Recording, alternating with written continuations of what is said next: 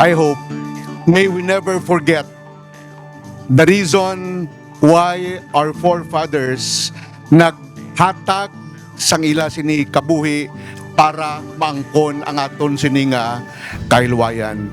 I know that the only way for us to achieve what we want for our city, what we want for our nation, is we may be able to rekindle the spirit of unity and oneness.